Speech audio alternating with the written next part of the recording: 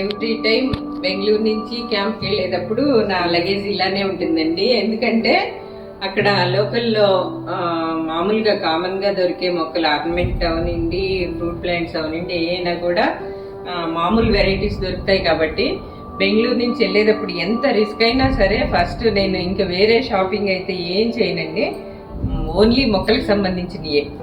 అదిగోండి ఆ first bag different types of indoor plants. అందుకని జాగ్రత్తగా అది నేను స్లీపర్లో బుక్ చేసుకున్నాను టికెట్. స్లీపర్లో సగం సీటు మొక్కలకి, సగం సీట్ నాకనమాట.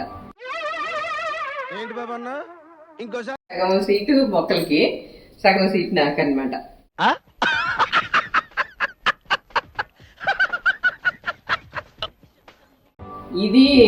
ఇదంతా కూడా క్లే పాట్స్, డిజైనర్ పాట్స్ అండి. నీట్ గా ప్యాక్ చేయించి దాంట్లో పెట్టాను. ఈ 2 బ్యాగ్స్ కూడా నీమ్ కేక్ ఫర్టిలైజర్స్ అన్నమాట. ఇక్కడ అగ్రికల్చర్ యూనివర్సిటీలో కొంచెం రీజనబుల్ రేట్స్ లో దొరుకుతాయి, అందుకని అక్కడ తీసుకుంటాను. ఈ చిన్న బ్యాగ్ నా క్లాస్ అండి.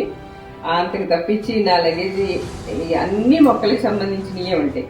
ఇదిగోండి, ఇది మిరాకిల్ ఫ్రూట్, ఇదేమో వైట్ మందార, రెగ్యులర్ గా పూసేది.